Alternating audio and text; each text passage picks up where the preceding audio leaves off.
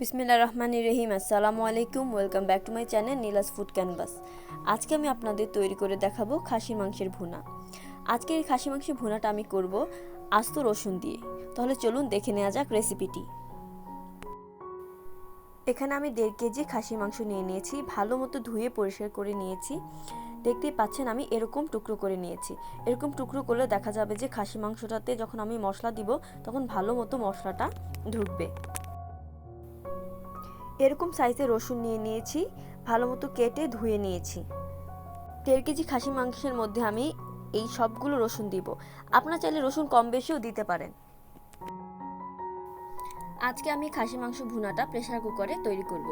প্রথমে আমি দিয়ে দিচ্ছি 1 চা চামচ হলুদ গুঁড়ো, দিয়ে দিব 3 চা চামচ মরিচ গুঁড়ো। মরিচ গুঁড়োটা আপনারা নিজেদের স্বাদ অনুযায়ী দিতে পারেন, যে যেমন ঝাল খায়। এরপর দিয়ে দিব রসুন বাটা 1.5 চা চামচ। এরপর দিয়ে দিচ্ছি আদা বাটা 1.5 চা চামচ।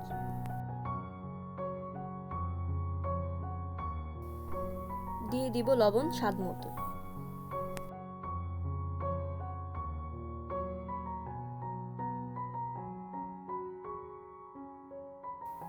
এখন আমি এখানে দিয়ে দিব 1 টেবিল চামচ সয়া সস। টক দই দিব 1 টেবিল চামচ।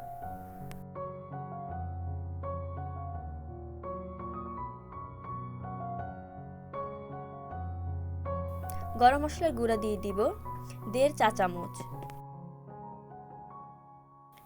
এখন আমি দিয়ে দিচ্ছি 1 কাপ পরিমাণ পেঁয়াজ কুচি। সবগুলো মশলা একটু মিক্সড করে নিব।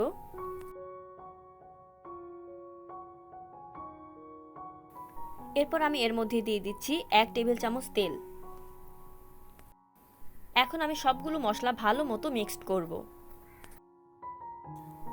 এখন আমি প্রেসার কুকারে ঢাকনা লাগিয়ে রান্না করব।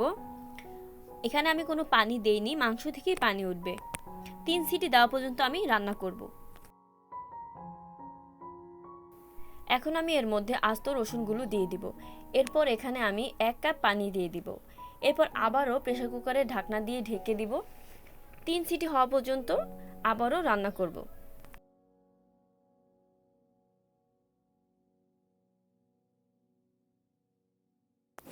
এখন আমি আরেকটি কড়াইতে 1 কাপ পরিমাণ পেঁয়াজ নিয়ে নিব।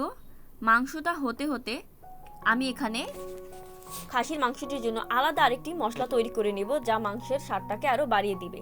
এখন আমি এখানে তেল দিয়ে দিচ্ছি। পেঁয়াজটাকে আমি ব্রাউন হওয়া পর্যন্ত ভেজে নেব।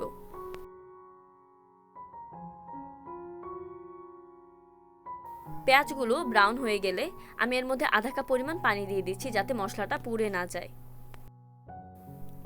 এখন আমি দিয়ে দিচ্ছি 1 চা চামচ হলুদ গুঁড়ো, 3 চা চামচ মরিচ গুঁড়ো।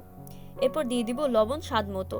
আমি অল্প লবণই দিয়েছি, কেন মাংসতেও আমি লবণ দিয়েছি, এজন্য লবণটা একটু বুঝে শুনে দিতে হবে। এরপর দিয়ে দিচ্ছি রসুন 1.5 চা চামচ, আদা বাটা 1.5 চা চামচ। মরিচ গুঁড়োটা আপনারা কম বেশি দিতে পারেন, যারা ঝাল কম খান তারা কম দিলেও হবে। আমি ঝাল বেশি খাই, তাই ঝালটা আমি বেশি দিয়েছি। এখন আমি মশলাটাকে ভালো মতো কষিয়ে নিব, যতক্ষণ পর্যন্ত না তেলটা ভেসে ওঠে। আরও এর মধ্যে অ্যাড করব গরম মশলা গুঁড়ো 1.5 চা চামচ।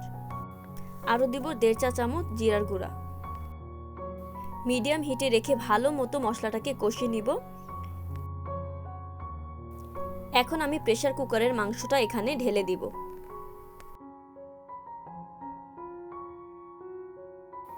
এখন আমি মশলাটার সাথে ভালো মতো মাংসটাকে মিশিয়ে নিব। 10-15 মিনিট এখন আমি মাংসটা রান্না করব। গরুর মাংস ঠিক একই প্রসেসে রান্না করা যায়, চাইলে আপনারা গরুর মাংস ঠিক একইভাবে রান্না করতে পারেন। কোরবানির সময় কিংবা অন্য কোনো সময় খাসির মাংস এইভাবে রান্না করলে সবাই খুব পছন্দ করবে। তৈরি হয়ে গিয়েছে আমার খাসির মাংসের ভুনা। দেখতেই পাচ্ছেন, দেখতে খুবই লোভনীয় দেখাচ্ছে, খেতে খুবই সুস্বাদু হয়েছে। আমার রেসিপিটি অবশ্যই বাসায় ট্রাই করবেন এবং কেমন হয়েছে তা আমাকে কমেন্টে জানাবেন। আরও নতুন নতুন ভিডিও পাওয়ার জন্য আমার চ্যানেলটি সাবস্ক্রাইব করে দিবেন এবং বেল আইকনটি ক্লিক করে দিবেন, যাতে নতুন নতুন ভিডিও সাথে সাথে পেয়ে যান। এতক্ষণ আমার ভিডিওটি দেখার জন্য অসংখ্য ধন্যবাদ। আল্লাহ হাফেজ।